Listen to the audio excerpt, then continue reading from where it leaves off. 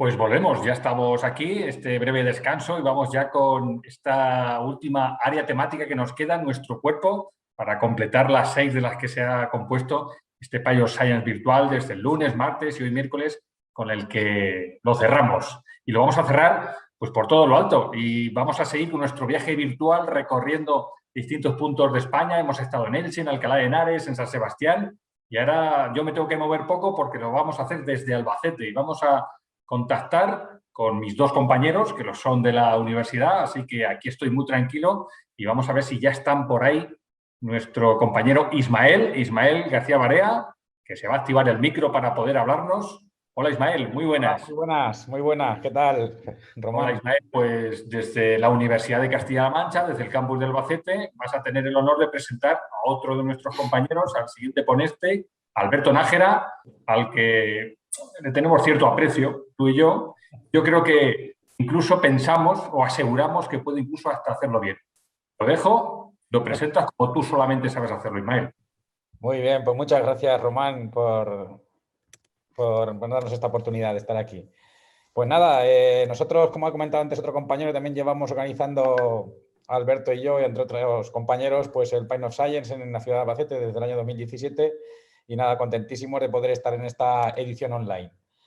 Bueno, Alberto, para quien no lo conozca, es licenciado en Física y doctor en Neurociencias por la Universidad de Salamanca, y actualmente es profesor aquí en la Universidad de Castilla-La Mancha e imparte docencia en la Facultad de Medicina de Albacete. También es vocal del Comité Científico Asesor en Radiofrecuencias y Salud. Y desde hace ya más de una década, pues su principal línea de investigación es el estudio de la exposición de las personas a los campos electromagnéticos de radiofrecuencia. Sí, esos que tienen los móviles, las wifi o también las televisiones, la radio, el teléfono inalámbrico que tenemos en casa o incluso el coche teledirigido que tiene alguno de nuestros hijos por ahí por las casas, ¿no? Bueno, pues además de todo esto, dada su formación multidisciplinar, pues también ha colaborado en otras investigaciones sobre audiología, rendimiento deportivo, Alzheimer y, como no, en este último año, pues también en temas relacionados con COVID. Bueno, Alberto es coordinador también de la Unidad de Cultura Científica y de la Innovación de la Universidad de Castilla-La Mancha, por lo que, además de investigador, pues también trabaja en promover y fomentar la divulgación científica allá por donde va. Y bueno, pues como podréis comprobar, ahora, además de su trabajo, la divulgación también es su hobby. Así que él se lo pasa en grande con ello y además intenta que los demás también nos lo pasemos muy bien y disfrutemos con todas las cosas que hace, sobre todo con divulgar. Así que no le quito nada más de tiempo y así que con todos ustedes, don Alberto Nájera. Pues muchas gracias. A ver que comparto para que podáis proceder a la realización. Ya se estará viendo, ¿verdad? Pues muchas gracias, Ismael, muchas gracias, Román. En primer lugar, y antes de comenzar, quería agradecer y felicitar a todos los grupos de coordinación locales que hicieron posible las primeras ediciones del Pint of Science y, lógicamente, a todos los que habéis hecho posible este Pint virtual, deseando que el año que viene nos podamos ver donde deberíamos estar hoy. Antes de comenzar, pues he de reconocer una pequeña errata en el título, pues como diría José Luis Mendoza, presidente de la Universidad Católica de Murcia, no es el chip, sino el chis, ¿vale? Así que, hecha la corrección, vamos a comenzar la presentación. Bien, en diciembre de 1987, el piloto de la Fuerza Aérea de Estados Unidos, Tuck Pendleton, fue miniaturizado e inyectado en el cuerpo de Jack Pater. Todo esto fue silenciado. No encontraréis información que demuestre este hecho. Las élites ocultan desde entonces toda esta tecnología. Hasta ahora. Os cuento el plan. Bueno, la pandemia, que consiste en realizar vacunaciones masivas con nanotecnología que permitirá el control de las personas a través del 5G. Desde convertirlas en zombies a asesinarlas mediante la generación de trombos a distancia. No es el guión de una película, es el resumen de uno de los últimos vídeos virales publicado el pasado domingo por un conocido negacionista y que acumula ya decenas de miles de visualizaciones. Pero, ¿sería posible miniaturizar un chip e inyectarlo y controlarlo mediante 5G?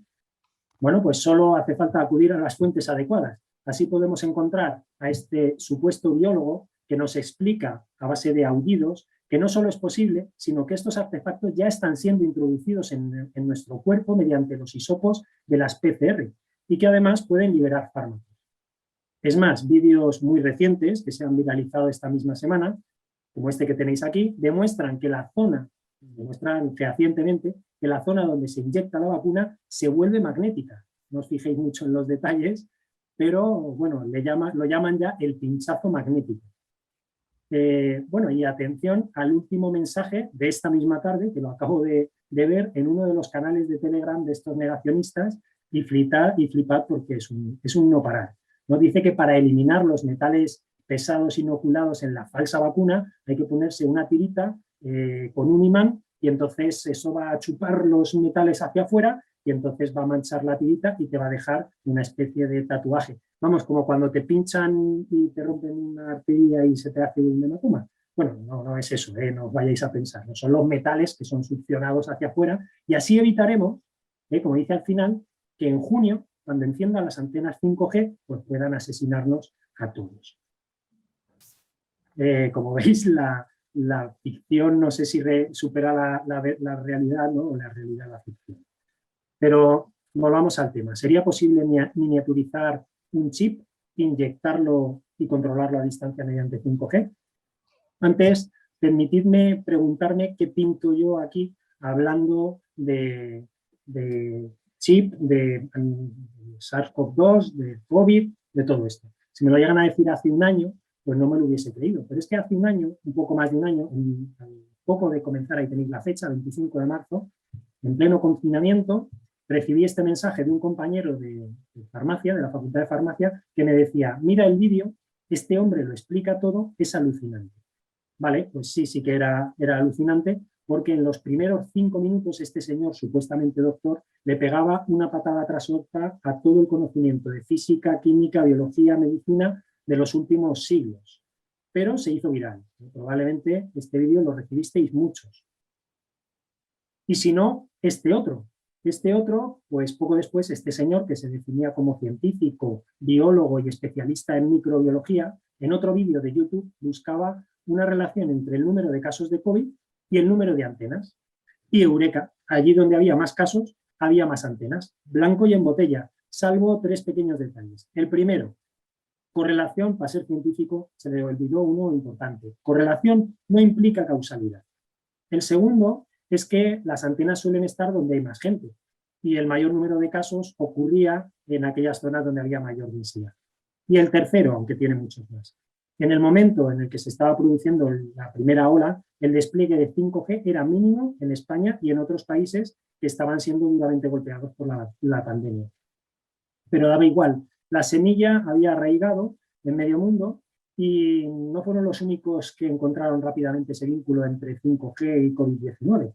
Las publicaciones virales se sucedían a lo largo y ancho del globo. La bulodemia, no sé si alguien había usado este término, si no me lo invento yo ahora, la bulodemia se viralizaba al mismo ritmo o más rápido incluso que la propia COVID. Para que os hagáis una idea, desde febrero de 2020 hasta ahora he desmentido para plataformas de verificación como Maldita Ciencia, AFP, Neutral, F-Verifica, más de 50 bulos relativos a radiaciones, 5G y COVID. Algunos auténticamente flipantes como el del pinchazo magnético, que lo he tenido que desmentir hace 2 días y que saldrá publicado pues hoy o en las próximas horas. Y toda esta desinformación sin base científica se transformó en otra epidemia. La quema de antenas desde Australia, Nueva Zelanda, Estados Unidos, pasando por Bélgica o el Reino Unido. Cientos de antenas eran quemadas, dejando sin acceso a Internet o incomunicadas a miles de personas. Curiosamente, esas acciones se organizaban en redes sociales que probablemente se estaban utilizando mediante su propio teléfono móvil. Hasta la OMS tuvo que elaborar esta imagen el 8 de abril para explicar que no, que la 5G ni la COVID tenían nada que ver, que los virus no viajan por las ondas, que no se pueden activar. Pero bueno, yo me pregunto, ¿y por qué el 5G o por qué la 5G? La 5G es la 5ª generación de telefonía móvil y con cada nuevo despliegue los movimientos antiantenas han lanzado los mismos mensajes aterradores y apocalípticos de que moriremos todos por cáncer, nos vamos a volver todos hipersensibles, los niños morirán todos de leucemia. Pero va pasando el tiempo ya más de 30 años y no parece que esto ocurra. Los datos epidemiológicos no demuestran nada parecido. Pero a finales de diciembre del año pasado, ya no me acuerdo ni qué año, 2019, 2020 ocurre una cosa. Y ocurre que el comienzo del despliegue 5G viene acompañado de una pequeña sorpresa. La pandemia de COVID y la bulodemia de cualquier cosa susceptible de ser reenviada por WhatsApp, Telegram o cualquier red social. En ese momento la 4G dejó de ser el demonio, hasta ese momento la 4G era peor que el demonio, y el diablo ahora viene en formato 5G. Pero ¿es tan diferente la 5G? Bueno, pues en principio no va a cambiar demasiado la exposición a radiación a la que estamos sometidos. No voy a entrar en detalles de las 5 grandes diferencias de la 5G, solo me voy a centrar en una que seguro que todos habéis oído, y es relativa a las ondas milimétricas, ¿vale? Pues de todo el espectro electromagnético, permitidme que me centre solo en la parte utilizada en telecomunicaciones, entre 3 kHz y 6 GHz. Por encima, bueno, aunque pone que está vacía, no estaba del todo vacía, se utilizaba para otras cosas, pero la idea era, ¿por qué no utilizar, o la idea es, ¿por qué no utilizar todas esas bandas que tenemos por encima de 6 GHz? Bueno, pues eso es lo que propone una de las bandas del 5G, porque se van a desarrollar o desplegar 3 bandas. Ahora mismo la única que está desplegada, licitada, subastada y en funcionamiento, y en bastantes sitios, se puede consultar los mapas de cobertura 5G, es la banda de 3,5 GHz. Es una frecuencia que está muy próxima a otras bandas utilizadas ahora habitualmente, o sea que en la 4G utilizamos bandas muy cercanas. Es más, es una frecuencia inferior a la Wi-Fi 5G. 5G es de 5 GHz, que tenemos muchos en casa, y luego tenemos la de 700 MHz, que está supuesto trasladar, tener que desplazar la televisión, porque esa era la banda que utilizaba la TDT, una banda que, como sabéis, terrorífica, que lleva causando miles de millones de muertos porque ya se estaba utilizando. Entonces esa será la próxima, que ni siquiera está subastada. Bien, pues la que nos falta es la de 26 GHz, que sería la más diferente, y es que por encima de 10 GHz tenemos ya las longitudes de onda, son muy pequeñas y son del orden de milímetros. De ahí lo de ondas milimétricas. Y además tienen varias peculiaridades. Una, muy corto alcance, otra, alta direccionalidad, altas tasas de transferencia de datos y una escasísima capacidad de penetración en el cuerpo humano.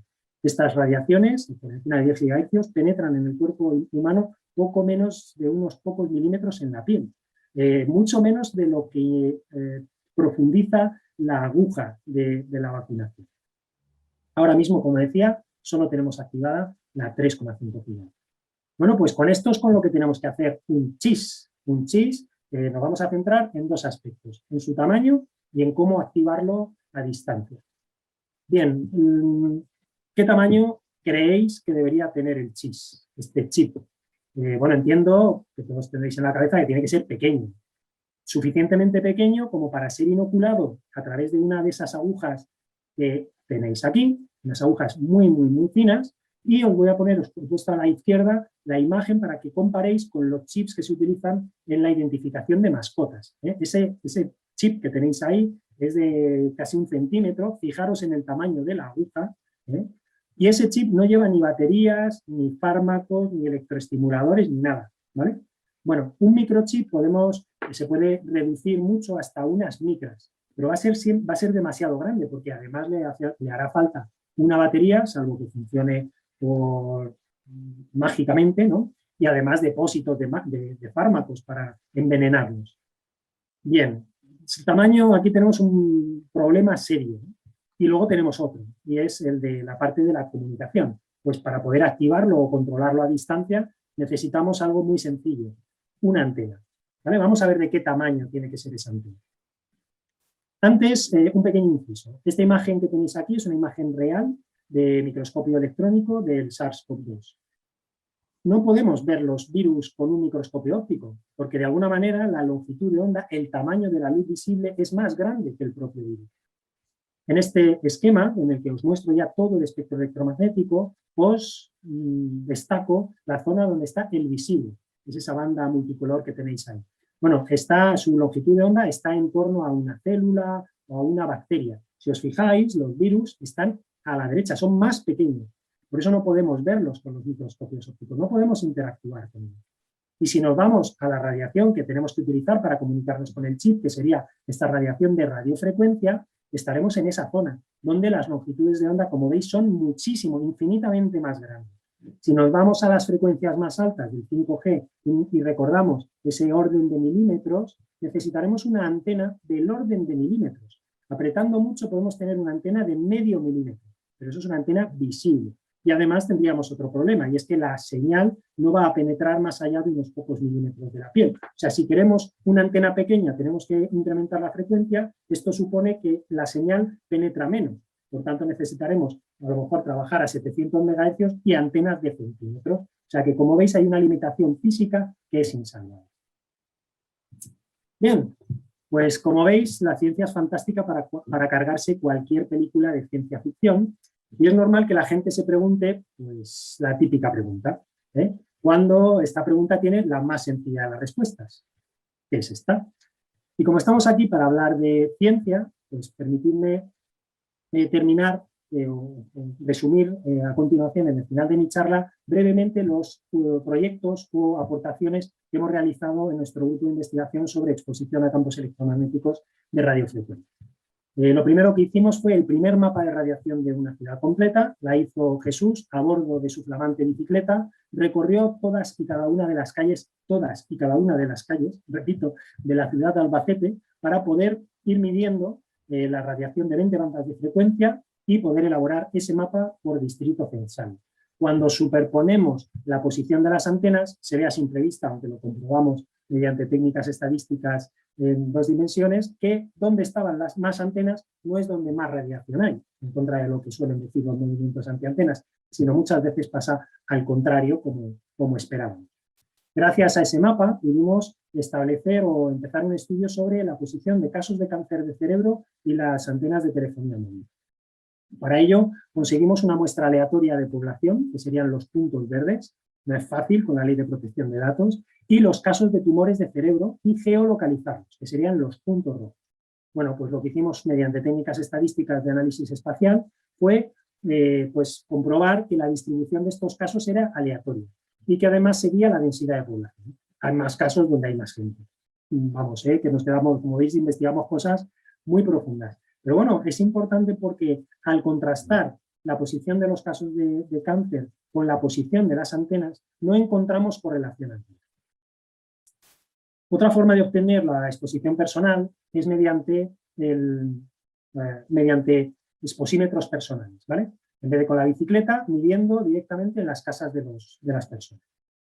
Así tuvimos más de 200 voluntarios que portaron durante 24 horas un exposímetro, que es un aparato como el que tenéis en la imagen, que medía cada 10 segundos 20 bandas de frecuencia. Bueno, así tuvimos 34 millones de datos que clasificamos y ubicamos, porque los voluntarios iban apuntando dónde estaban en cada momento. Así, en 34 millones de datos no obtuvimos valores que se acercaran a los valores máximos permitidos. Y la media estaba entre 10.000 y 100.000 veces por hora. Bueno, pues aquella cantidad de datos la podemos reducir o resumir en una frase. La exposición personal media a campos electromagnéticos en la ciudad de Albacete es equivalente a la producida por una bombilla de 100 vatios a 2 kilómetros. Y ya nosotros nos preguntábamos, por ejemplo, ¿y qué pasa en grandes eventos donde hay mucha gente? Como la Feria de Albacete. Bueno, quien no conozca la Feria de Albacete no sabe lo que se pierde, porque Albacete cuenta con la mejor feria de España y del 7 al 17 de septiembre en su recinto ferial, que está dentro de la ciudad, en el centro de la ciudad, se reúnen miles de personas. A todas estas miles de personas hay que proporcionarles cobertura. Por eso las compañías telefónicas instalan múltiples antenas alrededor de ese recinto ferial, dirigiendo los haces hacia la gente. En la feria se junta mucha gente. Cuando en Albacete decimos hay más gente que en la feria, es que hay mucha gente, tal que así. Y en esas condiciones medimos entre semana, en fin de semana, al final de feria y durante la feria. Bueno, pues resumiendo mucho todos los datos que obtuvimos, las barras verdes es la radiación que recibíamos de las antenas, las azules de los teléfonos móviles y el máximo permitido por ICNIC, que lo tenéis en la parte superior. Como veis, decenas de miles de veces por hora. Y el último trabajo que hemos hecho, que ha sido realizado por Sergio, es un alumno de sexto de medicina, que ha hecho el primer mapa completo mediante medidas de punto. 300 puntos. Os digo, con el medidor poniéndolo, lo ha ido poniendo en 300 puntos, donde ponía el medidor 6 minutos, iba a otro punto, otros 6 minutos. Así ha conseguido más de 75 horas de medidas efectivas, que nos han permitido elaborar estos mapas de las bandas de frecuencia ahora utilizadas y que nos van a servir de punto de partida para comparar una vez finalice el despliegue del 5G y ver si ha habido algún cambio de patrón. Termino. ¿Os imagináis poder disponer de chips implantados en la gente y de un mando a distancia para controlarlos a todos? Bueno, pues a mí me gusta soñar, porque tengo 3 hijos y me conformo con una única función. Una, si hace falta, amplío la hipoteca, lo que haga falta. Así que como conclusión, una pregunta. ¿Acaso esas élites del nuevo orden mundial no estarían más interesadas en vender mandos a distancia para silenciar niños o vecinos, por ejemplo, que acabar con la especie humana matándonos a todos? Pues muchas gracias por vuestra atención. Bueno, fantástico, Alberto. Ese chis nos ha dejado intrigados. ¿Cuánta investigación hay que hacer para confirmar algo? Puede parecer evidente, ¿eh? Estamos frente a esos bulos que circulan, frente a eso está la ciencia, pero frente a eso está el enorme trabajo de investigación. Al final, se trata de que el esfuerzo que tiene que hacer la ciencia para desmontar algo que logran transmitir gente de una manera mucho más sencilla que lo puede hacer la ciencia. Es una pelea que no podemos dejar. Es el principio de Brandolini, que la energía necesaria para generar una estupidez es 10 veces menor que lo que nos cuesta a nosotros explicar qué es una estupidez. Bueno, Ismael, no sé si tenemos alguna pregunta, aparte de peticiones. Preguntas por aquí. Y, bueno, vamos a ver. Por un lado nos preguntan que dice un compañero que las terminaciones nerviosas están a muy pocas micras de la superficie de la piel o de la córnea, incluso. Entonces, si las ondas electromagnéticas penetran unos pocos milímetros en la piel, pregunta si puede que haya relación con la sensibilidad a las ondas electromagnéticas.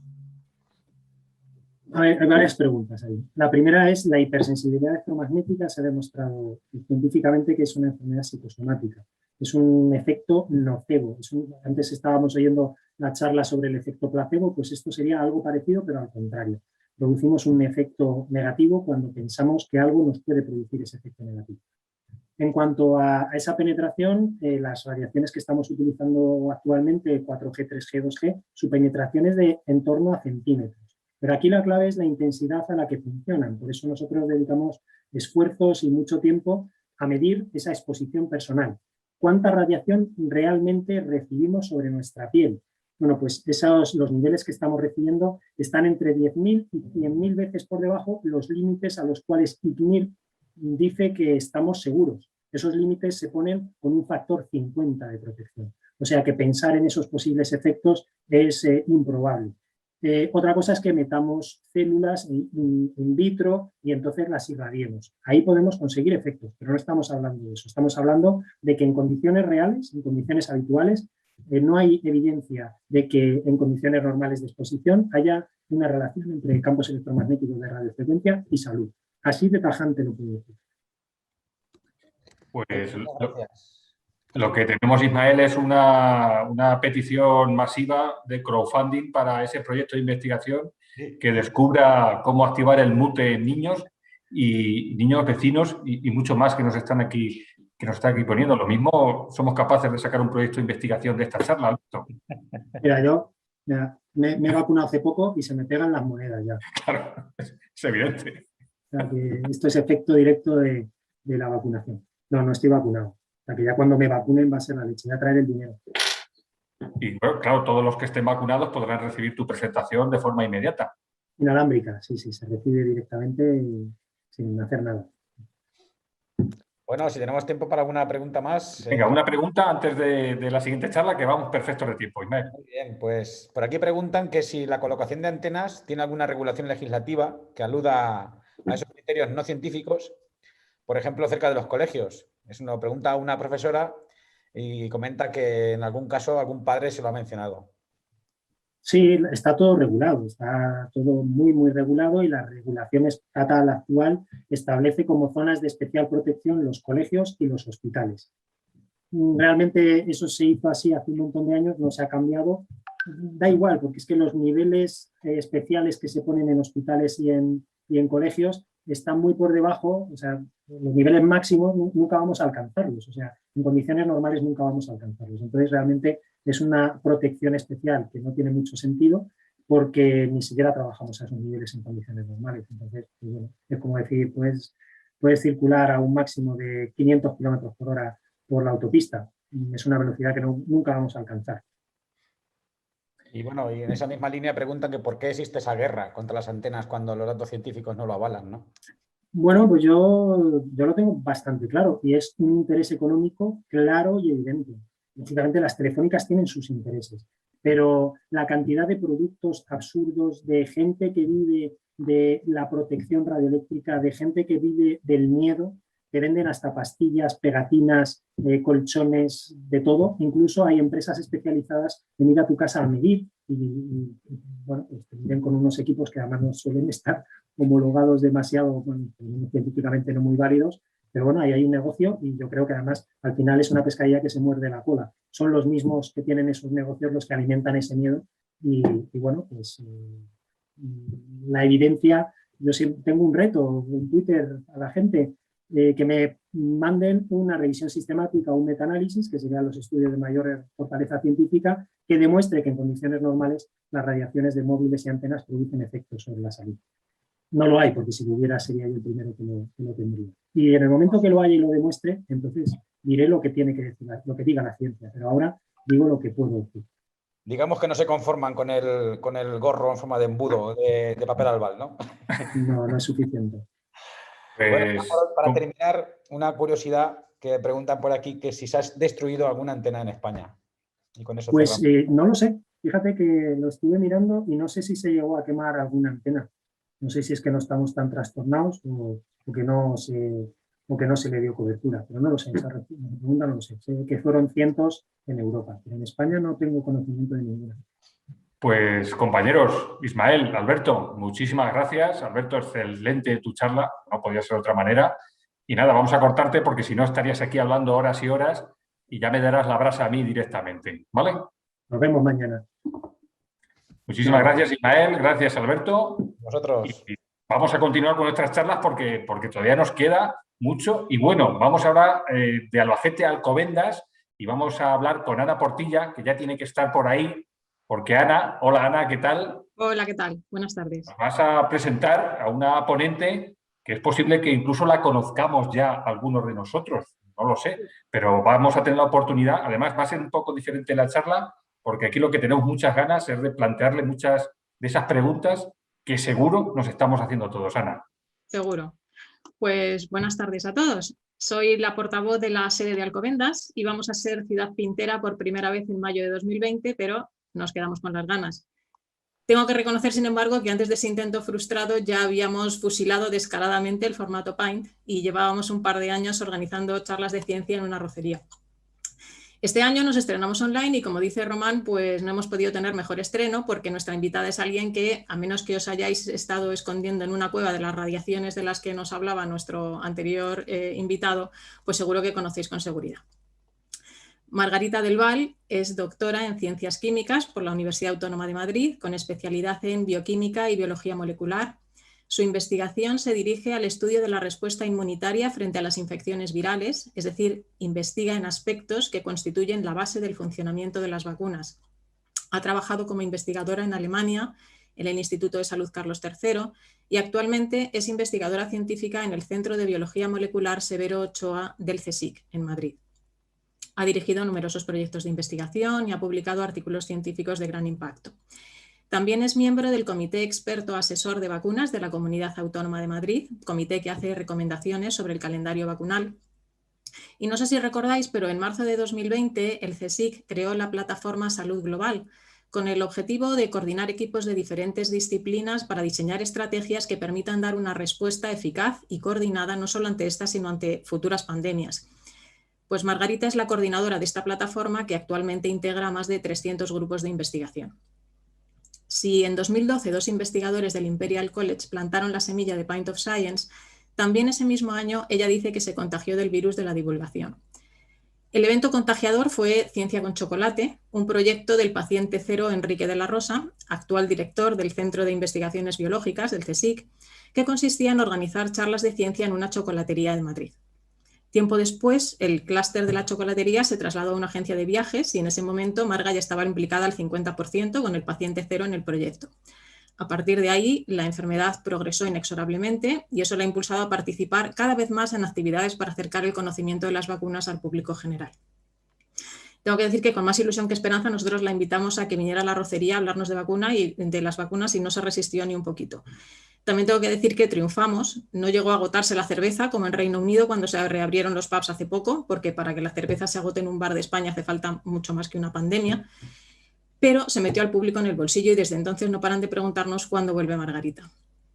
Con esta perspectiva se entiende mejor su salto a la fama el año pasado, cuando escribió una carta de la que se hizo eco la Universidad Complutense de Madrid, que rápidamente se hizo viral, no solamente en España.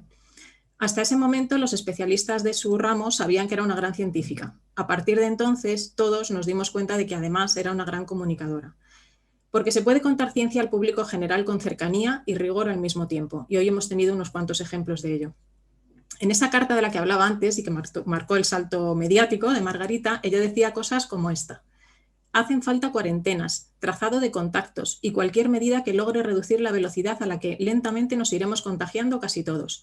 Hay que ganar tiempo hasta que haya una vacuna o un tratamiento. Esto era en marzo del año pasado.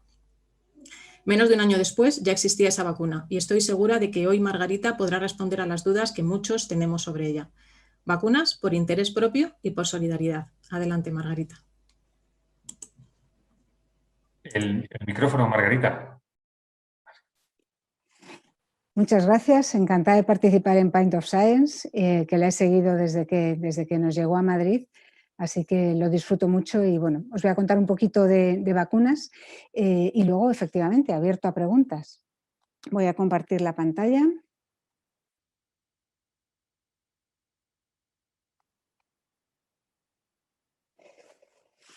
¿La veis ya, verdad?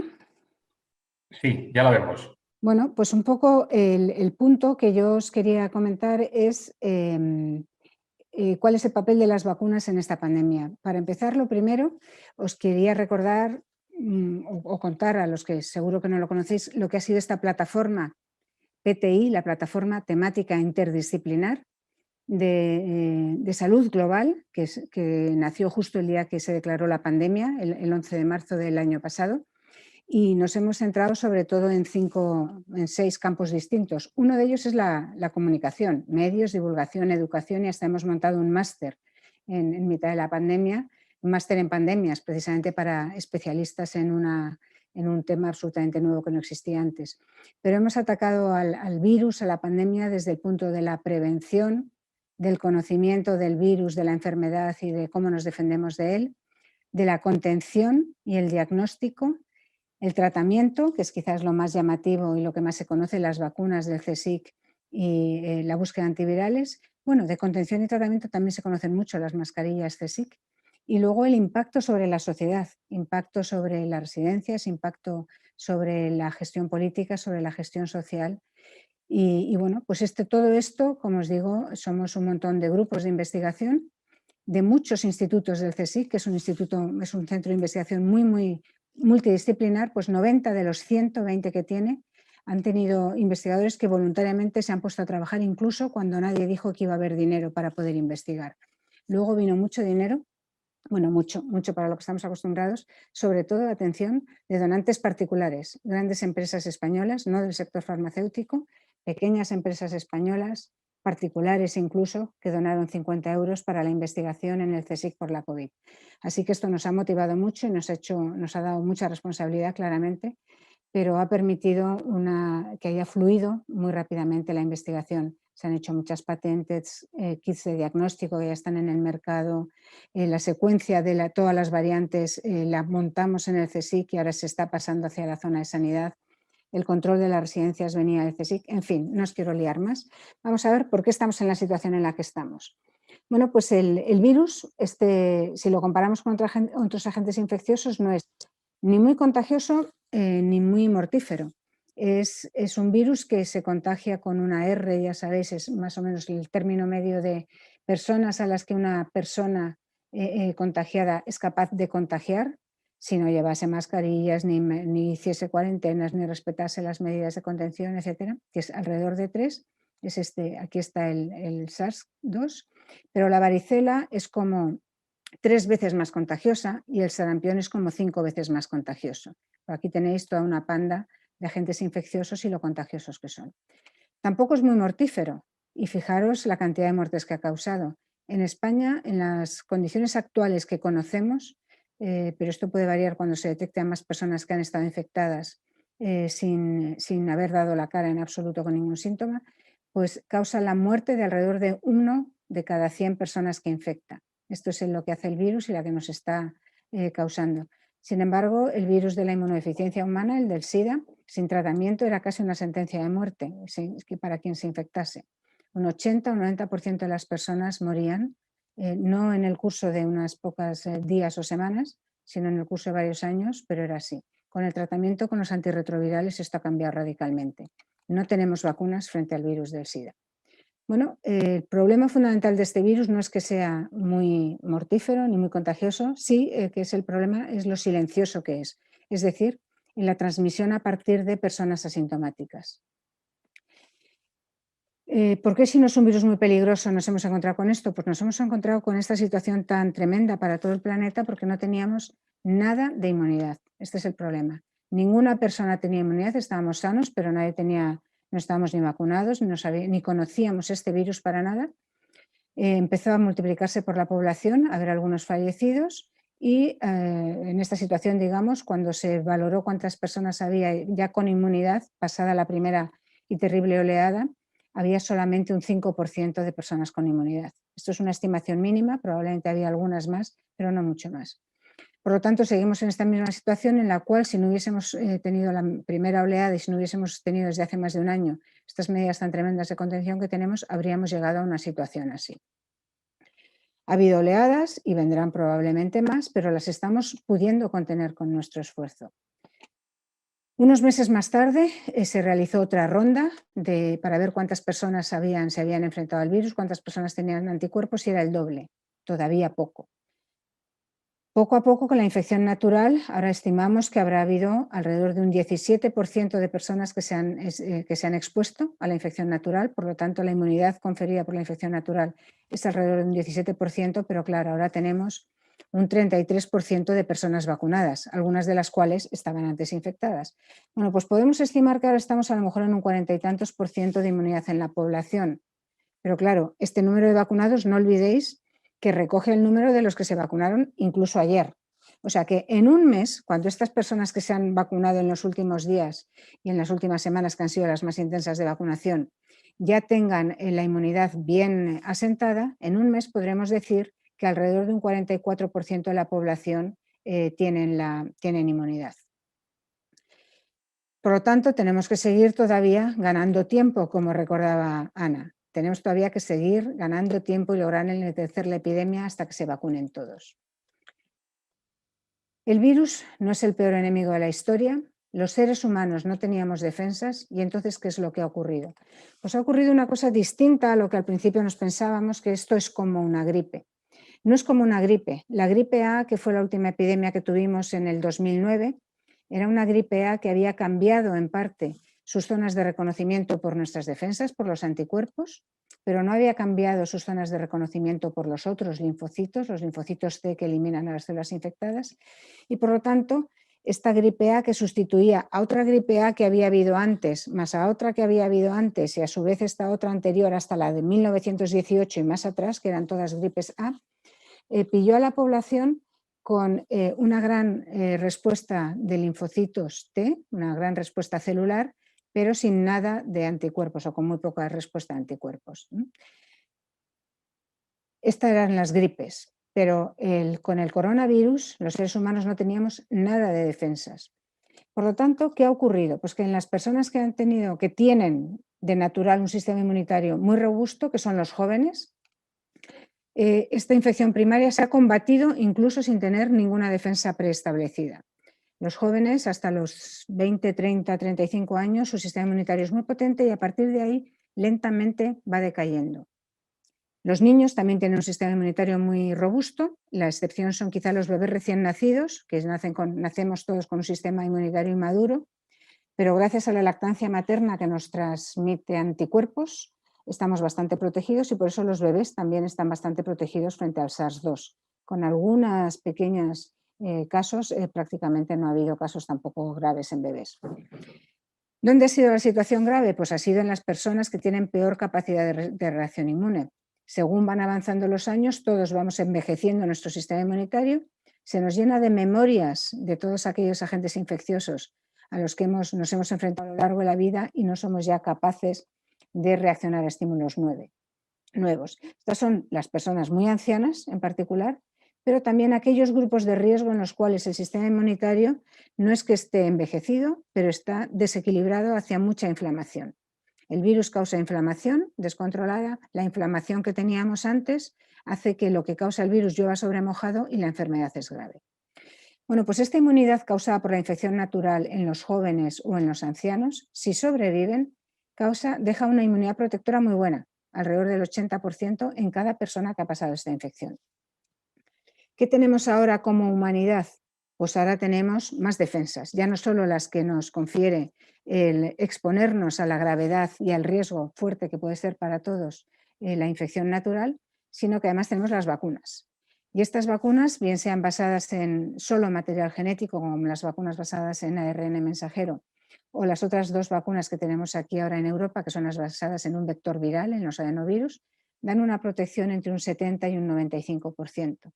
Como veis, el nivel de protección de ambos tipos de inmunidad es muy parecido. La infección natural también da un nivel de protección muy alto. ¿Qué ha causado esta pandemia? Pues este es el mapa de la Organización Mundial de la Salud de las muertes por 100.000 habitantes en el mundo. Y este mapa que os pongo a continuación, como veis, hemos estado todos muy castigados. Hay menos en las zonas del sudeste asiático y países relacionados porque estaban entrenados a saber cómo responder muy tempranamente a epidemias, porque tienen allí muchas epidemias que surgen cada par de años, epidemias más graves con virus más mortíferos, pero menos transmisibles que este y que las logras contener. Aquí han tenido menos casos y en zonas de África no sabemos si hay menos casos o si realmente no están reportados. Sin embargo, si miramos el mapa de cómo es la distribución de las vacunas, cuántas dosis de vacunas se han inoculado ya por 100 habitantes en estos países, pues vemos claramente que la distribución de dosis de vacunas no es equitativa en el mundo. Está claro que Norteamérica, excluyendo México, y Europa estamos muy bien cubiertos por las vacunas, pero el resto del mundo tiene una cobertura de vacunas inferior a su tasa de mortalidad que han tenido, a lo castigados que han estado durante la pandemia. Esto hay que corregirlo y para eso hacemos campañas de vacunación. Os cuento la campaña de vacunación que está casi a punto de llegar a su culminación. Es la campaña de vacunación que está en marcha con el virus de la polio. El virus de la polio son 3 virus, el virus de la polio tipo 1, tipo 2 y tipo 3, y con una campaña de vacunación a nivel mundial se ha ido logrando arrinconar el virus en todos los sitios posibles. La poliomielitis, como sabéis, causa parálisis en las extremidades, bien aquí, como en este caso en las piernas, pero también en los brazos, a veces en los músculos de otras partes del cuerpo, por ejemplo, en los de la respiración, y en ese caso causa la muerte. Y cuando nos plantamos en 2019 con el virus de la polio tipo 2 y tipo 3 erradicado con 2 vacunas de la polio, las 3 trivalentes contra tipo 1, tipo 2 y tipo 3 de todo el planeta. Ya solo nos queda el virus tipo 1, está muy cerca de la erradicación mundial y en mitad de la pandemia se declaró África completa, libre de virus tipo 1 por ya bastantes años sin haberse detectado ningún caso de polio de tipo 1. Estamos muy cerca y, como veis, ya lo hemos arrinconado en una sola zona geográfica, entre Afganistán y Pakistán, y esto va bajando, aunque cuesta llegar. ¿Quién se encarga de estas campañas de vacunación? La Organización Mundial de la Salud, la UNICEF, centros de salud de todo el mundo, muy notoriamente el Centro de Control de Enfermedades de Estados Unidos, y luego filántropos, como el Club Rotario Internacional o la Fundación Bill y Melinda Gates. ¿Qué hemos hecho con esta experiencia que teníamos de erradicar la polio? Pues lo que se hizo fue basarse en esta experiencia que estaba integrada o que derivó de Gavi. Gavi es la Alianza Global para la Vacunación y la Inmunización. Y desde el principio, desde antes de saber que teníamos vacunas, cuando estábamos acelerando a toda velocidad la producción de vacunas, desde antes de saberlo, lo que se hizo fue montar la iniciativa COVAX, que son las vacunas de coronavirus. Se hicieron compromisos y alianzas que están recogidos en esta diapositiva de octubre, y he mantenido la de octubre que tenía de las charlas de entonces, porque aquí todavía no sabíamos que íbamos a tener vacunas. Como veis, había países que ya habían asegurado dosis, y tenemos fabricantes como AstraZeneca, que ya había negociado la mayor parte de sus supuestas vacunas de las que era capaz de producir, había negociado la mayor parte para distribuirlas por distintos países del mundo. Parte de ellas, muy poquitas, a COVAX. Esto ha ido avanzando. Los países con más recursos fueron comprando dosis de estas quizás vacunas, quizás un fiasco, porque no se sabía. Y esta precompra de las vacunas lo que hizo fue financiar el desarrollo a toda velocidad de ensayos clínicos con un número grandísimo de voluntarios, 5 veces más de lo que es normal en cualquier tipo de vacunación. Además, también se ha intentado, y en esto es campeona AstraZeneca, intentar tener las vacunas baratas a precio de coste para poder lograr llegar a vacunar a toda la población. De manera que surgiendo desde Gavi, desde la Alianza Global para la Vacunación y la Inmunización, que es la que estaba detrás de estas grandes campañas de vacunación en el mundo, y que además se le concedió el Premio Princesa de Asturias de Cooperación Internacional, pues se ha logrado y se ha visto que lo que hacía Gavi era proteger a lo largo de 20 años, pues proteger a los niños del mundo. Lo que estaba haciendo era lograr que las vacunas que nosotros ya teníamos desde hacía muchos años, que levante la mano quien sepa los síntomas de la difteria, por ejemplo, ahora, pues estas vacunas que tenemos desde hace décadas en los países con más recursos, llegar a los niños de los países con muy pocos recursos y evitar que estos niños se enfermen y mueran, porque son todo enfermedades muy graves. Entonces, con esta iniciativa se creó COVAX, y COVAX es no solo que lleguen las vacunas a los países con menos recursos, porque nosotros también los necesitamos, sino que haya un acceso equitativo mundial a todas las vacunas. Es decir, que contribuyamos, que colaboremos, que compartamos nuestras vacunas con el resto del mundo, porque realmente, como estamos viendo, cuando una pandemia avanza tan rápidamente como ha avanzado por todo el planeta, nadie estará a salvo a menos que todo el mundo lo esté. Podemos vacunarnos totalmente toda España, quedarnos como una isla aislada, o incluso toda Europa, quedarnos como una isla aislada, pero no lograremos volver a la normalidad anterior o a una normalidad mejor si no contribuimos a vacunar al resto del planeta. Os recuerdo esto que nos dicen en los aviones, ¿no? Si usted viaja con niños y en caso de despresurización que caigan las mascarillas, póngase usted primero, madre o padre, la mascarilla, y después, cuando usted ya esté bien protegido, proteja a su hijo. Bueno, pues algo parecido a esto es lo que tenemos que hacer.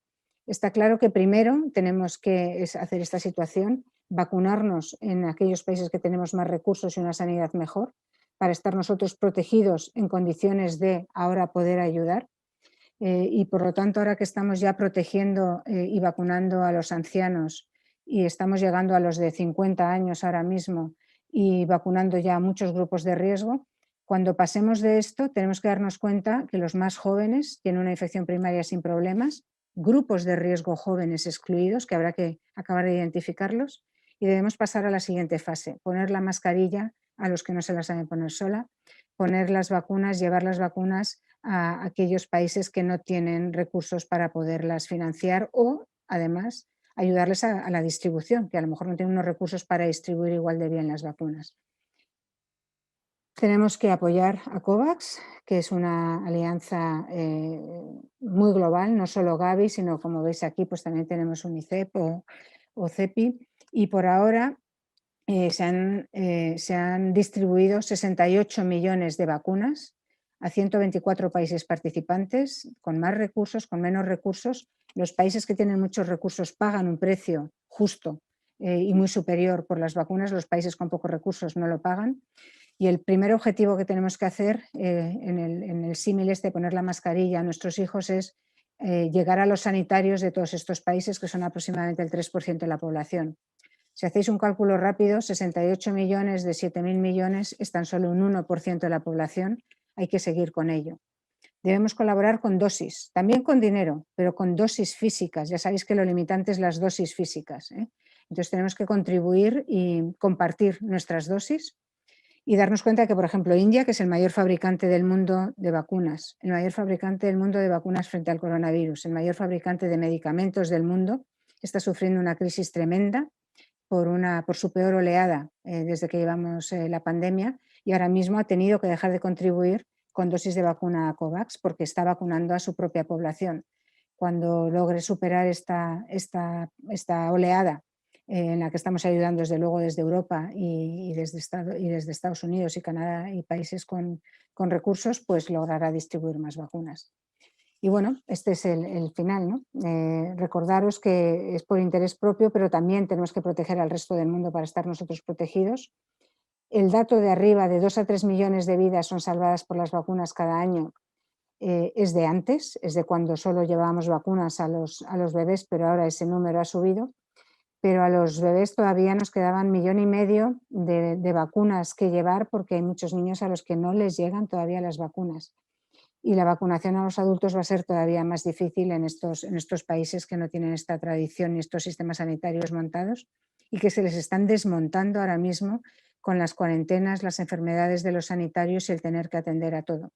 Están dejando desprotegidas a la malaria, a la tuberculosis, esas enfermedades en las cuales tienen muchos más casos incluso que de coronavirus. Y luego, para la gente que todavía tenga miedo a las vacunas, este eslogan de hace tiempo que ha recuperado ahora Médicos Sin Fronteras, hay algo que da más miedo que las vacunas y ahora lo estamos viendo aquí, ahora nos podíamos poner aquí nuestra cara claramente, que es no tenerlas. Bueno, pues eso es todo. Muchas gracias. Muchísimas gracias, Margarita. Tenemos además muchísimas preguntas. Yo no sé si va a dar tiempo a poder responderlas todas. Seguro que Ana va a hacer una selección. Tenemos aquí, yo creo que te hubiéramos dedicado una jornada en exclusiva a ti. Eso ya lo veremos para próximas ocasiones.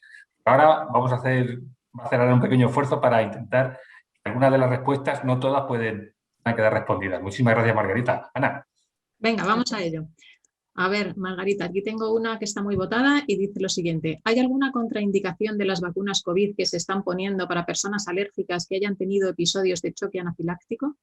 Si es un choque anafiláctico muy grave, probablemente yo no me pondría las que lo causan, que son Pfizer y Moderna, pero en realidad, como el choque anafiláctico que ocurre con ellas es en las primeras 15, 30, 45 minutos después de ponerse la vacuna, hablarlo con vuestro médico que os haya tratado antes, y si te quedas ese tiempo en el sitio de vacunación, allí están todos preparados para, en el caso de que tengas un choque anafiláctico, combatirlo con una inyección de epinefrina. O sea que eso se hace así y por eso dicen que esperemos después de vacunarnos, y yo creo que, vamos, consultar siempre con vuestro médico todo este tipo de cosas.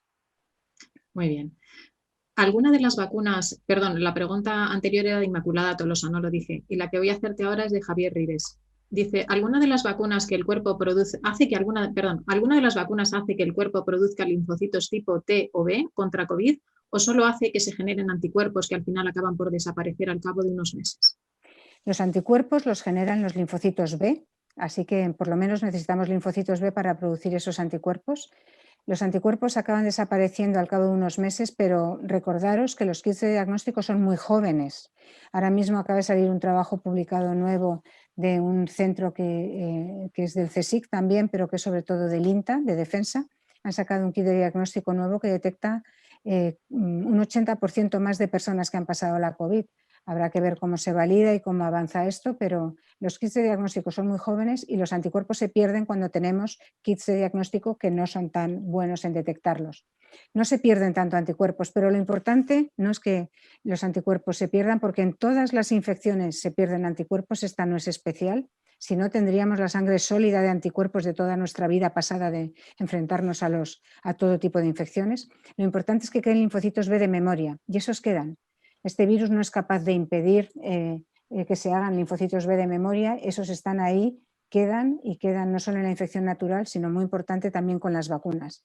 Y esos serán los que, cuando nos venga una nueva infección, harán que esos linfocitos B de memoria despierten y hagan nuevos anticuerpos inmediatamente, mejores que los de antes, con una afinidad de unión por el virus mucho más alta, es decir, con una fortaleza de unión mucho más alta y en mayor cantidad que la primera vez. Y por lo tanto nos darán, como quien dice, una dosis de refuerzo. Yo creo que no va a hacer falta más dosis de estas vacunas, salvo que nos llegue otra pandemia de una variante, es decir, que una variante sea tan distinta brutalmente como lo son los virus de la gripe, pero si no, yo creo que no vamos a necesitar más dosis, porque simplemente las infecciones inaparentes que tengamos los vacunados o los que ya hemos pasado la infección, o los muy fuertes, los que tienen un sistema inmunitario muy fuerte, nos reactivarán esta memoria y harán más anticuerpos. Pero además, y muy importantemente y de base, y que es lo que ha hecho que las pandemias de gripe A no sean tan graves, porque no afectan a los mayores, tenemos una inmunidad celular de base sumergida o desconocida, porque es mucho más difícil de valorar que los anticuerpos, que está ahí reconociendo a todas las zonas conservadas de todas las proteínas del virus, por lo tanto es todavía mucho más amplia, más potente e incapaz el virus de escaparse de esa respuesta tan amplia. O sea que tenemos inmunidad para rato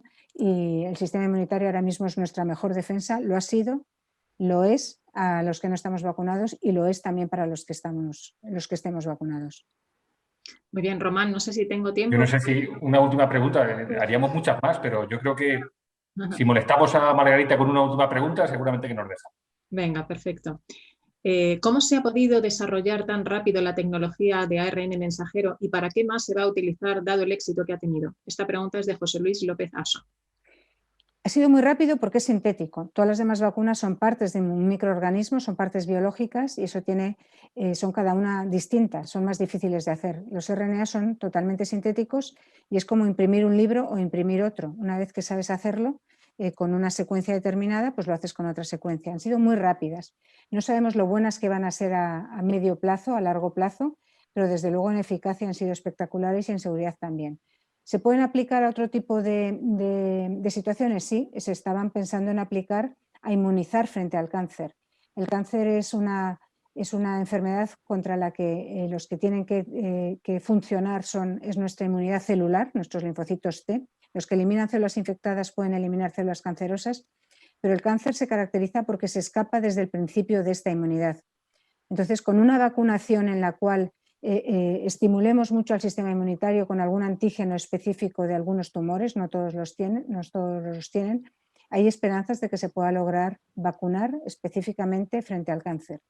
Por supuesto también frente a aquel 1 de cada 6 cánceres, 1 de cada 6 tumores que están causados por agentes infecciosos, por virus y por bacterias, por el helicobacter, por el papiloma, etc. Bueno, fantástico. Margarita, muchísimas gracias por tu intervención. Desde luego, Alcobendas no podía tener mejor debut que con Margarita y desde luego lo que te esperamos es que el año que viene estés también en los bares, como tiene que ser. Ana, muchísimas gracias y vamos a continuar porque aún tenemos otra charla más, la estamos disfrutando y desde luego esto es fantástico y yo como periodista me quedaría con muchos de los titulares que has dado en tus respuestas, pero lo que nos queda es un mensaje de optimismo. Muchísimas gracias, Margarita. Gracias a vosotros. Pues todavía nos queda una última charla, nuestro cuerpo, saltamos de Alcobendas a Almería y allí ya nos está esperando María José Estrella, para dar paso a nuestro último ponente, el que nos va a hablar con una charla que se llama ¿Me llamarás mamá o abuela? María José, buenas tardes, preséntanos a Miguel Ángel, porque seguro que va a mantener el nivel que estamos viendo en la tarde de hoy en el Pioneer Science. Claro que sí. Buenas tardes a todas y a todos. Bueno, ¿qué os puedo contar de Miguel Ángel? Es licenciado en Biología, doctor por la Universidad de Almería, especialista en análisis clínico y embriólogo clínico, es responsable de los laboratorios de reproducción asistida aquí en el Hospital Universitario Torre Cárdenas y además es director de un curso especialista que se va a impartir en nuestra universidad, en la Universidad de Almería, de reproducción asistida y humana. Bueno, no voy a entrar mucho más en detalle porque lo importante y el protagonista hoy es él, así que te doy paso, Miguel. Hola, buenas tardes. Creo que se me oye perfectamente. Y bueno, pues voy a dar inicio a mi charla. Ante todo, dar las gracias a la organización de este evento. Me parece fantástico. Y espero estar al nivel del resto de las charlas, que han sido fantásticas y con un nivel científico inmejorable. Voy a compartir mi charla. Aquí está. Un momentito. Perfecto. Bueno, cuando me planteó María José que íbamos a dar una charla en la cual, bueno, pretendo ser especialista, en nuestro mundo, en nuestra ciencia, que es la embriología clínica o la reproducción asistida, la cual es una ciencia bastante joven todavía, me abrumé de qué hablar. Y finalmente decidí centrarme pues realmente en para qué vienen nuestras pacientes a nuestra consulta. Y la titulé así: ¿me llamarás mamá o abuela? Si nos vamos en el tiempo, allá por los años 70, la familia estaba definida por un conjunto de muchas personas. Es decir, el promedio pues, andaba por los 5 o 6 hijos. No estaba limitado por la situación laboral de la mujer, porque la mujer realmente pues estaba en el cuidado de la familia, y la edad del matrimonio tampoco era un limitante para esto. Es decir, todos los que decían ser papás pues eran papás jóvenes, lógicamente. Pero nos encontramos que el descenso de la fecundidad, aunque generalizado, presentaba variaciones regionales. En el conjunto empezó a notarse allá por el segundo quinquenio de los años 70, aunque suavemente, y luego se aceleró de forma drástica a partir del año 1978. Si vemos aquí, la tasa de natalidad desde los años 50 hasta principios del año 2000 o del siglo XXI, vemos que esta tasa ha ido disminuyendo de forma drástica, ¿vale? Pero incluso si nos fijamos, el número de hijos que aparecían en el seno de las familias en los años 50 eran 3, 4, 5, 6 hijos, en fin, los que vinieran. Y ahora en los años que estamos viviendo no llega más de ya o 2 hijos por unidad familiar. Luego, esto es una realidad, es decir, la reducción de la tasa de natalidad en el seno familiar es una realidad. Y la reducción del número de hijos es consecuencia de esto, lógicamente. ¿Y cuál es una de las principales causas o que ha hecho que se modifique esto? Pues, lógicamente, la edad media a la cual llegamos a la maternidad. ¿De acuerdo? Si vemos también en esta tabla del Instituto Nacional de Estadística, vemos que la edad media de la mujer al casarse en los años 50, 60 eran 23, 24, 25 años. Y ahora tenemos que ya estamos en torno a los 30 años. Ya sé lo que estáis pensando casi todos, que 30 años que es una persona mayor, ¿cómo es esto? Pues no, actualmente no es una persona mayor, pero para ser mamá, aunque creáis que no, empieza a ser una persona mayor, ¿vale? Y ahora lo vais a ver el porqué. Luego, por tanto, una de las principales variables que nos encontramos en nuestras consultas de disfunción reproductiva viene determinada por la edad de los padres. Y ya no hablamos solamente de la mamá, sino también del papá. Como ya he dicho, el Instituto Nacional de Estadística establece que la edad media en España para el primer embarazo ya está en los 30 años. Y si nos vamos más allá, en nuestra propia estadística de nuestra unidad, la edad media para el año pasado, del año 2020, ya estamos cerca de los 35. Pero Esto es la media, pero fijaros que tenemos picos de 40, 41, 42 años, 39, 38, es decir, empezamos a tener una edad avanzada para ser papás, ¿no? Y esto, si nos vamos a lo que es el ciclo biológico de la fecundidad en una mujer, lo podemos dividir en 5 etapas. La primera etapa, los 14 años, en el cual casi todas las mujeres empiezan a ovular. Segunda etapa, a los 21 años, empieza la etapa, la mayor fertilidad de la mujer. La tercera, ya por los 30 años, empieza la fertilidad femenina a decrecer. En los 37 años ya la fertilidad femenina decrece de forma acelerada y en los 44 años las posibilidades biológicas de ser madre son muy bajas, ¿vale? Esto nosotros en nuestra consulta lo podemos detectar. De hecho, cuando llega la pareja, concretamente a la mamá, con una edad que ronda los 30-35 años, nosotros podemos detectar si va a ser o no fácil que tenga descendencia, con una serie de pruebas, no solamente bueno, desde el punto de vista físico, sino también analítico, ¿vale? Bien, la definición de lo que es, nosotros no queremos llamar esterilidad o infertilidad, sino disfunción reproductiva. Según la Organización Mundial de la Salud, ya nos cuenta que entre el 2 y el 10% de las parejas son estériles o con una disfunción reproductiva. Pero además dice que la fertilidad ya afecta a casi 80 millones de personas en todo el mundo. En los países industrializados esta frecuencia está llegando ya casi al 15% de esta población. Y entre el 10 y el 15 ya experimentan también una esterilidad secundaria. Y esto define una tasa de infertilidad de casi un 2,4%. Y si nos centramos en España, cada año nos aparecen en nuestras consultas o a nivel general 44.000 nuevas parejas que presentan problemas de esterilidad o de infertilidad o de disfunción reproductiva. Pero fijaros, el 11% de las mujeres no tuvieron hijos tras cumplir los 34 años. Pero si nos vamos a los 40 años, que bueno, es una edad razonablemente joven, el 33% tampoco, pero si ha avanzado solo 5 años más, el 87% no tuvieron descendencia. Todo esto hablamos desde el punto de vista biológico, sin meternos en técnicas de reproducción asistida.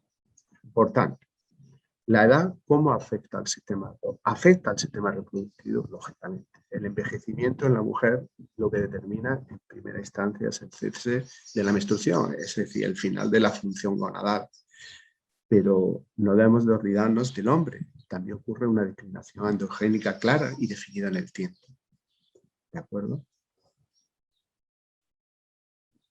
Si nos centramos en la parte que muchas veces nos descuidamos al hablar de maternidad o de la descendencia que es el hombre, hay factores que afectan a la calidad seminal, por supuesto.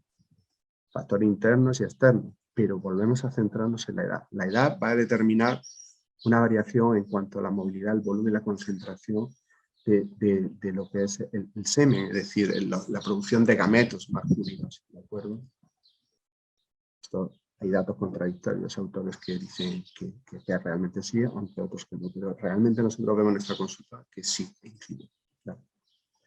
Bueno, esto es solamente a modo de información, donde vemos que también la calidad seminal puede estar afectada por otros factores, como puede ser el factor del cáncer y los tratamientos para ello.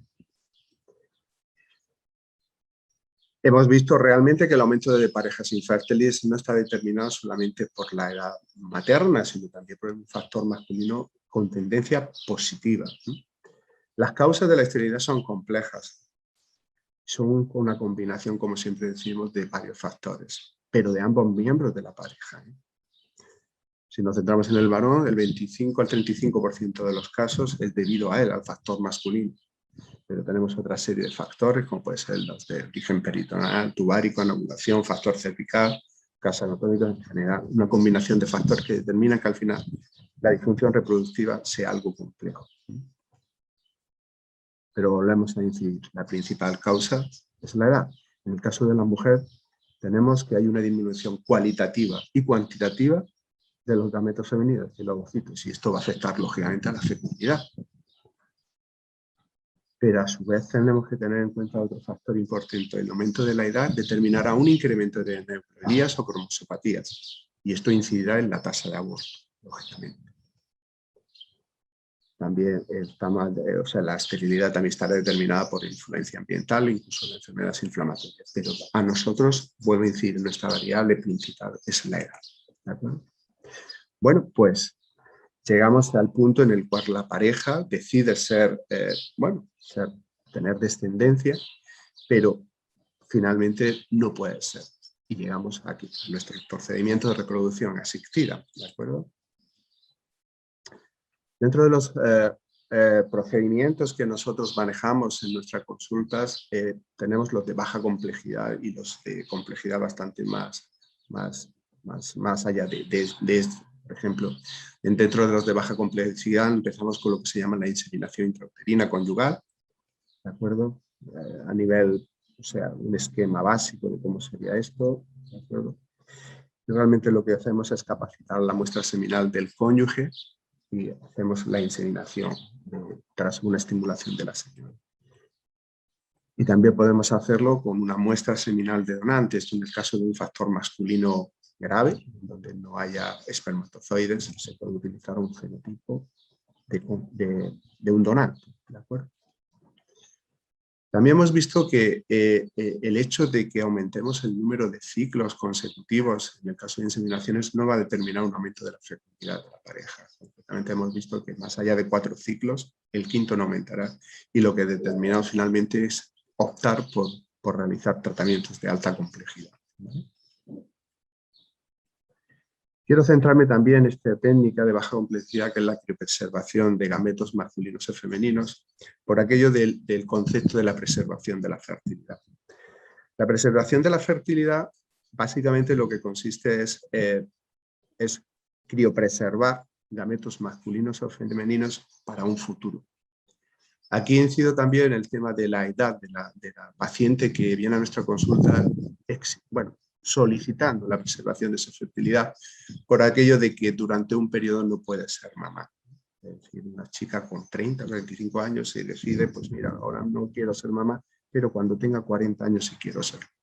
Nosotros podemos preservar su fertilidad criopreservando sus gametos, ¿vale? También el tema a modo de esquema, esto sería un proceso de reproducción asistida, ¿de acuerdo? El laboratorio FIKISI se realiza la extracción de folículos tras estimulación, se inseminan los mismos, se evalúa la fecundación y finalmente se hace una selección embrionaria para una transferencia de los mismos o para una criopreservación de esos embriones, ¿de acuerdo?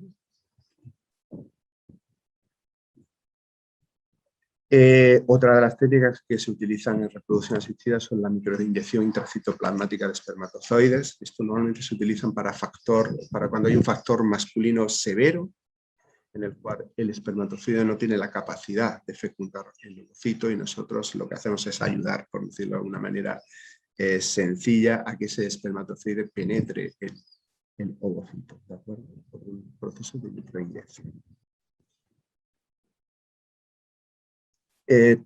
Todo esto lo que finalmente pretendemos con estos procedimientos es mejorar finalmente o posibilitar la fecundación y finalmente llegar a lo que pretendemos, que es una tasa de éxito, es decir, obtener un embarazo. ¿De acuerdo? También la preservación de fertilidad, anteriormente he comentado, que serían con gametos masculinos, pero también lo hacemos con gametos femeninos e incluso con los propios preembriones. ¿De acuerdo?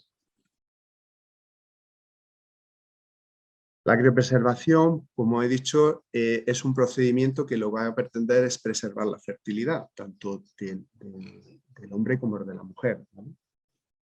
Y lo que va a determinar es la disminución de las funciones vitales de las células o del tejido orgánico, y podemos mantener en condiciones de vida suspendido durante mucho tiempo, ¿vale? La criopreservación, la preservación lo podemos utilizar como una estrategia reproductiva, como he dicho anteriormente, o bien también como terapéutica, ¿vale? Es un procedimiento que podemos utilizar desde los dos puntos de vista. Y bueno, ya para finalizar, no quiero ser más por la hora que tenemos sobre todo. volvemos a lo mismo, es decir, finalmente la variable que nos va a determinar que el título de esta charla sea así es la edad de la paciente. A pesar de que no podamos conseguir un embarazo biológico, las técnicas de reproducción tenemos para ello, para conseguir. Pero lo que nosotros ante todo pretendemos es que la familia no determine que por dejar que la vida se establezca hasta que nosotros decidamos ser padres, porque al final obtendremos lo que hemos dicho. Nuestros hijos nos llamarán papás o abuelos. Mil gracias. Muchas gracias, Miguel Ángel. María José, tenemos ahí una pregunta que yo creo que es la pregunta que aún nos da tiempo a que conteste Miguel Ángel. Yo creo que es la pregunta clave que todos están haciendo, ¿eh? Formúlala. Pues, ahora mismo. Silvia Pérez, creo que no me equivoco en el nombre, bien, lo he dicho bien. Pregunta, ¿cuál sería la edad biológica ideal para ser madre por primera vez? Pues la edad biológica ideal es por debajo de los 30 años. Es decir, a partir, como hemos dicho, o es enseñado en esa diapositiva, en las cuales son las 5 etapas del ciclo de fecundación o de fecundidad de la mujer. La edad en la cual tiene una fertilidad adecuada son los 30 años. Nosotros tenemos establecido que hasta los 35, para nosotros, nuestras pacientes se pueden considerar que pueden alcanzar un embarazo de forma biológica y fácil, no de forma complicada. Esa es la edad que nosotros estimamos. Ya tenés que ponerme las pilas, que si no se te hace. Bueno, también te quiero decir que si llega el problema, para eso estamos nosotros, lógicamente. Sí, Miguel Ángel, no quieres presionar aquí de ninguna manera. Esta es una charla didáctica, divulgativa. Totalmente. No le hagas ningún mensaje subliminal a todos los que... No, que va. Solamente son recomendaciones, porque bueno, al final es lo que decimos. Es decir, nuestras parejas normalmente casi siempre suelen llegar con más de 4 o 5 años de espera y es un camino no deseable, ciertamente. Es un camino no deseable por dejar el tiempo correr para otras, bueno, vamos a decir, inquietudes que tenemos en la vida, ¿vale? Eso no hay que olvidar. Pues allí donde parezca que haya límites, siempre estará la ciencia, como nos habéis demostrado todos los ponentes que habéis hablado en la charla de hoy. En el día de hoy y en los 2 días anteriores hemos sido además muy escrupulosos incluso con el horario. Hemos llegado a las 9:20 y además yo creo que se nos ha pasado la tarde de una manera fantástica porque nos hemos entretenido muchísimo con todos vosotros. Yo ahora les pediría, a modo de despedida, antes de marcharnos, todos los que permanezcamos aún conectados, pues mostremos nuestro vídeo y nos podamos hacer incluso una foto de grupo en la medida de lo posible. No pueden ser los bares, pero yo creo que aquí el Zoom nos permitirá, con la vista a galería, y aquí ya también quiero pedir que se muestren Logan y Rafa y Elena, que también está por ahí, para que podamos disfrutar todos, yo creo, de estos 3 días, de esta experiencia del Pioneer Science, que ha sido tremendamente enriquecedora para todos. Hemos conseguido, creo sinceramente, trasladar la importancia de la ciencia a todos los hogares, y si esta era una fórmula que intentaba solventar esta crisis del coronavirus para que el Pioneer Science siguiera en este 2021, yo creo que se ha hecho a lo grande y es el mejor aperitivo para que podamos volver a la normalidad el próximo año, porque ya todos vosotros sois pinteros y pinteras. Ya el año que viene tenéis que participar allá donde estéis, en todas vuestras ciudades. Rafa, yo creo que nos podemos hacer una foto de todos los que aún estemos conectados. No sé si es mucho pedir a los ponentes que han participado en las primeras charlas que aparezcan aquí en pantalla y nos podamos hacer una foto de galería. A ver si Rafa se puede ocupar de eso. Ya está, ya está. ¿Está? Perfectamente. ¿Podemos sonreír todos? ¿Nos has avisado para sonreír? Muy bien. Perfecto. Pues yo creo que no nos quedará más que decir. Sí, que todos los ponentes que habéis participado hoy, las preguntas que se han podido quedar sin contestar, os habéis ofrecido a poder responderlas. Así que vamos a ver la manera en la que hacer llegar esas preguntas y esas respuestas a todos los que habéis estado conectados. Ha habido momentos en el que ha habido cerca de 300 participantes a lo largo de toda esta tarde, más los que están en YouTube y desde luego los que van a poder seguir en los próximos días las charlas que estarán disponibles y que seguro que van a tener muchos visionados. Por mi parte, ha sido un auténtico placer.